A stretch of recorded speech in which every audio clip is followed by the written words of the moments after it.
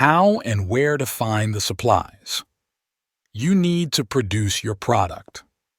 All right, let's really dive deep into the world of sourcing products and supplies for your business. As a guy who's been through it, I can tell you it's a journey worth taking. So buckle up and let's get into it. Chapter 1. The Quest for Supplies. Imagine you're gearing up to make your awesome product. Maybe it's a line of custom skateboards, or perhaps it's a brand new line of eco-friendly backpacks.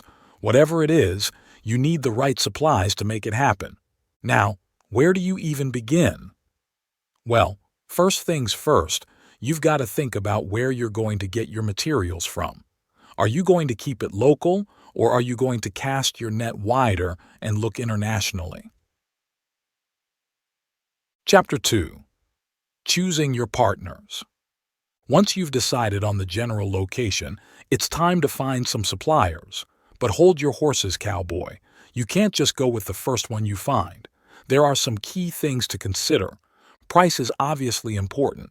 After all, you don't want to blow your budget on supplies and end up eating ramen for a month. But it's not just about the dollars and cents. You also need to think about safety, quality, and durability. Your customers won't be too happy if their new skateboard falls apart after one ride. Reliability is another biggie. You need to know that your supplier is going to come through for you time and time again. Ask around and see who else they supply.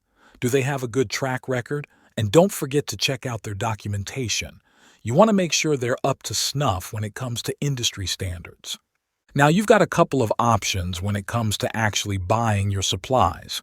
You can go straight to the manufacturer or factory, or you can go through a distributor.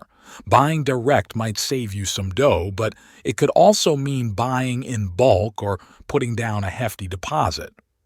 Distributors, on the other hand, might sell smaller amounts, but you'll likely pay a bit more for the convenience.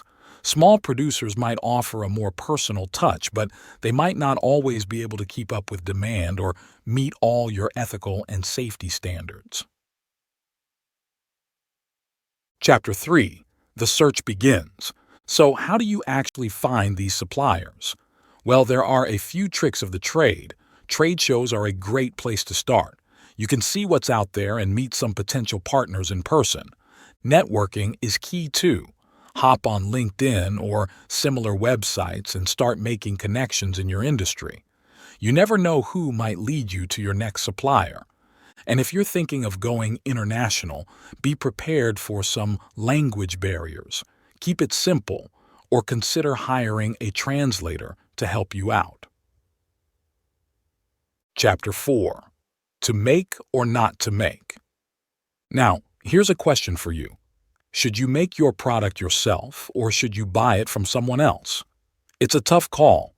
Making it yourself might give you more control over the process, but it could also eat up a lot of your time. Time that could be spent growing your business in other ways. On the other hand, buying from someone else might save you some hassle, but you'll have less control over the final product. And don't forget about the environment. Using recycled or repurposed materials could be a great option. It's cheaper and it's better for the planet. Just be aware that consistency might be an issue.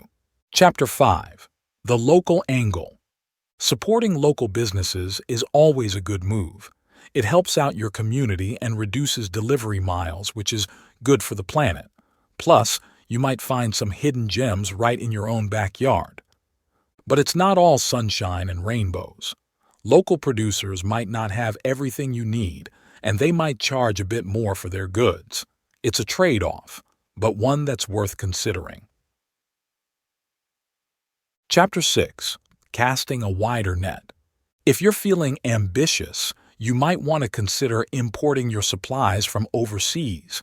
It opens up a whole world of possibilities, but it also comes with its own set of challenges.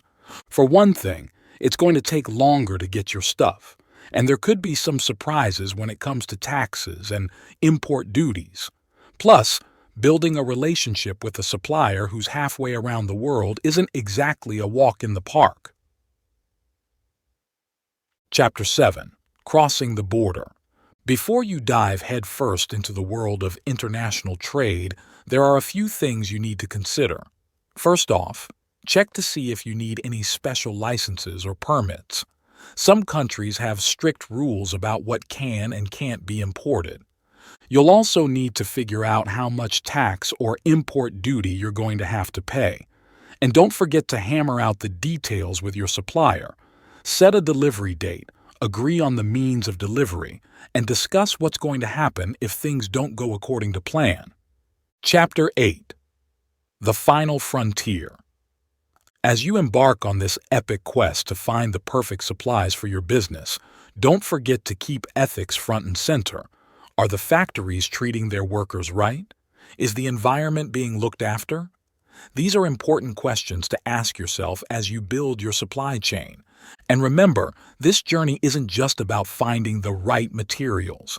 It's about building relationships, supporting your community, and making a positive impact on the world around you.